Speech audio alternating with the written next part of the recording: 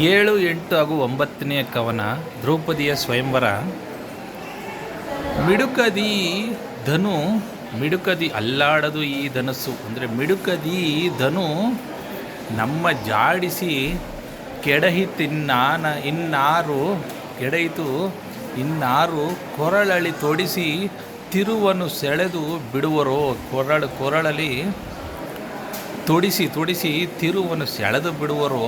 ಯಂತ್ರದಲ್ಲಿ ಶರವ ಕಡಹಿನ ಅಣ್ಣನ ಕಾಂಬೆ ವಹಿಸಲೇ ನುಡಿದು ಮಾಡುವುದೇನೆನ್ನುತ್ತಾ ಸರಿ ಮುಡಿಯ ಮುಸುಕಿನ ರಾಯರಿದ್ದರು ಬಯಲು ಬಿಂಕದಲ್ಲಿ.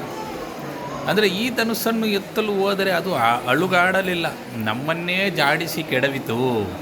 ಇನ್ನಾವನು ಬಂದು ಇದನ್ನೆತ್ತಿ ತಿರುವನ್ನು ತೊಡಿಸಿ ಬಾಣವನ್ನು ಬಿಟ್ಟು ಯಂತ್ರವನ್ನು ಒಡೆಯುವನು.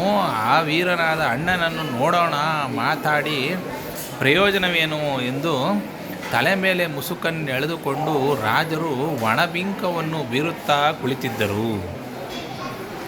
ಐಸಳೆ ಸೌಭಾಗ್ಯವೆಮಗೆ ಶರಾಸನ ಆ ಕ್ಷಣದೊಳು ಇತಿ ಡೊಳ್ಳಾಸದಲ್ಲಿ ಡಾವರಿಸಿ ಗೆಲಿದಳು ದ್ರೌಪದಿ ಅಸುತೆ ನೃಪರ ಲೇಸು.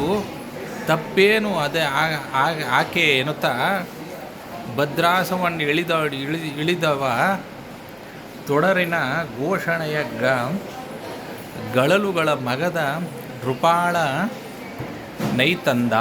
ಅಂದರೆ ಧನುಸ್ಸನ್ನು ಎತ್ತುವುದೆಂಬ ವಂಚನೆಯಿಂದ ಅನೇಕ ರಾಜರನ್ನು ದೃಪದನ ಮಗಳು ದೂರು ಮಾಡಿದಳು. ಆದುದರಿಂದ ಧನುಸ್ಸನ್ನು ಎತ್ತುವ ಸೌಭಾಗ್ಯ ನಮ್ಮ ಪಾಲಿಗೆ ಬಂದಿದೆ, ಇದರಲ್ಲಿ ತಪ್ಪೇನೂ ಇಲ್ಲ ಎಂದು ಮಗಧ ದೇಶದ ದೊರೆಯದಾದ ಜರಾಸಂಧನು ಸಿಂಹಾಸನವನ್ನು ಇಳಿದು ಬರುತ್ತಲಿರಲು ಅವನು ಧರಿಸಿದ್ದ ಆಭರಣಗಳು ಸದ್ದು ಮಾಡುತ್ತಿದ್ದವು. ಬಿಲ್ಲು ಹೊರಗೈದುದನು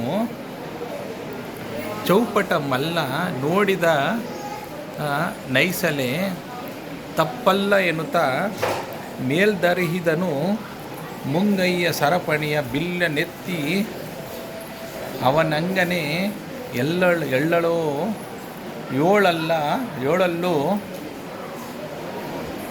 ಮೆಣ್ಣೊಳಿವಳು ಮಿಗೆ ಬಲ್ಲಿದನು ತಾನೀತನು ಇತ್ತಿರಿದು ಸಖಿ ನಿವಹ. ಅಂದರೆ 4 ದಿಕ್ಕಿನಿಂದ ಶತ್ರುಗಳು ಆಕ್ರಮಿಸಿದರು. ಅವರೊಡನೆ ಏಕಕಾಲದಲ್ಲಿ ಹೋರಾಡಬಲ್ಲ ಜರಾಸಂಧನು ಬಿಲ್ಲಿನ ಬಳಿಗೆ ಬಂದನು. ಬಿಲ್ಲನ್ನು ನೋಡಿ ತನ್ನ ಮುಂಗೈ ಸರಪಣಿಯನ್ನು ಮೇಲಕ್ಕೆ ಏರಿಸಿದನು. ಅದನ್ನು ನೋಡಿದ ಸಖಿಯರು, ಇವನು ಮಹಾಬಲಶಾಲಿ, ಒಮ್ಮೆ ಇವನು ಬಿಲ್ಲನ್ನೆತ್ತಿದರೆ ದ್ರೌಪದಿಯು ಇವನನ್ನು ಒಪ್ಪುವಳೋ ಇಲ್ಲವೋ ಎಂದು ಮಾತನಾಡಿಕೊಂಡರು. ಧನ್ಯವಾದಗಳು.